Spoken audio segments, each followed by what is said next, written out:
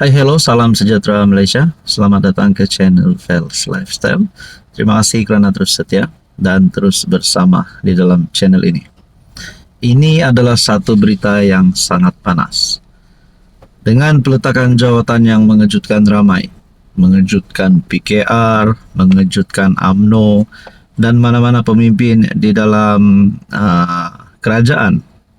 Peletakan jawatan Rafizi dan Nik Nazmi yang menjadi satu cerita sejak kebelakangan ini. Ramai yang bercerita tentang ini dan di media sosial juga ramai yang meletakkan komen dan pandangan masing-masing. Ada yang memuji tindakan Rafizi, ada yang tidak setuju kerana Rafizi perlu meneruskan jawatan beliau sebagai Menteri Ekonomi. Macam-macamlah komen. Tapi akhirnya kepimpinan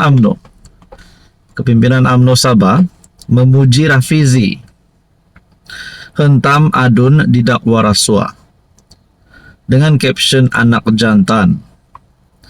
Pengarah komunikasi strategik UMNO Sabah, Datu Rosman Datu Akhir Zaman, membuat perbandingan ketara antara peletakan jawatan Rafizi sebagai menteri dengan sikap pemimpin negerinya yang dikaitkan dengan skandal rasuah. Ini baru betul anak jantan, tulisnya dalam catatan FB, disertakan gambar Rafizi.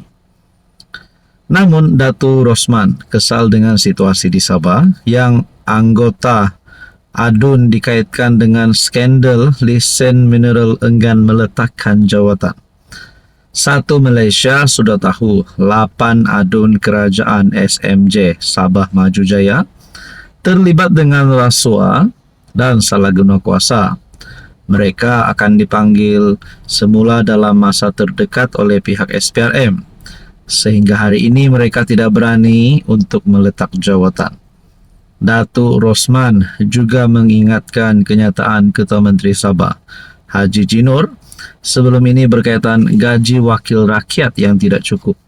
Beginilah realiti sebenar anak jantan buatan GRS SMJ, katanya. Haji Ji membuat kenyataan itu ketika mempertahankan adun Sabah dengan mencadangkan bahawa perbualan dalam video yang dibocorkan mungkin merujuk kepada derma politik. Pada 22 Mei, Ketua Pesuruhjaya SPRM Azam Baki mengesahkan 8 laporan forensik mengenai video tersebut telah diterima. Persoalannya, adakah 8 adun rasuah ini sekiranya mereka didapati bersalah, mereka juga akan menjadi anak jantan seperti Rafizi dengan meletakkan jawatan. Apa komen anda? Hello semua, salam sejahtera Malaysia. Selamat datang ke channel Fels Lifestyle. Terima kasih kerana terus setia dan terus bersama di dalam channel ini. Antara yang panas baru-baru ini, peletakan jawatan yang panas baru-baru ini menggemparkan ramai orang. Bukan saja di kalangan kepimpinan kerajaan, tetapi pasti menggemparkan seluruh kepimpinan politik, termasuk pembangkang Perikatan Nasional. Mana tidaknya salah satu pemimpin utama PKR, salah satu menteri yang famous, salah satu ahli politik, pemimpin politik yang kita boleh cakap antara yang berani bersuara. Akhirnya Rafizi Ramli, peletakan jawatan beliau yang menggemparkan ramai telah menimbulkan tanda tanya. Yang pertama adalah berkaitan dengan rombakan kabinet. Dan yang kedua, siapakah yang bakal menggantikan Rafizi Ramli dan juga seorang lagi menteri, yaitu sekutu Rafizi, yang di mana Nik Nazmi juga mengumumkan peletakan jawatan. Dalam satu artikel, penganalisis berkata, sekarang waktu terbaik PM rombak kabinet. Adakah dengan ini, masa terdekat ini, Anwar akan merombak kabinet? Peletakan jawatan Rafizi itu sebagai Menteri Ekonomi dan Menteri Sumber Asli dan Kelestarian disifatkan penganalisis sebagai titik perubahan kepada keperluan melakukan rombakan di dalam barisan jemaah Menteri Kerajaan Madani. penganalisis politik University Sains Malaysia, Profesor Datuk Dr. Siva Murugan Pandian berkata, ia mengambil kira faktor antaranya mungkin terdapat lagi barisan menteri atau timbalan menteri daripada pasukan Rafizi di dalam PKR yang akan mengambil pendekatan sama. Beliau berkata, faktor lain yang perlu diambil kira termasuk kedudukan Zafrul, Menteri Pelaburan, yang akan tamat penggal selaku senator pada Disember ini. Jadi saudara-saudara, itu adalah antara penyebab kenapa rombakan kabinet perlu dilakukan. Nah, berkaitan dengan spekulasi kabinet baru Anwar yang semakin panas. Artikel daripada Malaysia Kini, semua mata tertumpu kepada PM yang juga Presiden PKR, susulan peletakan jawatan Rafizi, Nik Nazmi daripada kabinet, selepas kekalahan mereka dalam pemilihan parti baru-baru ini.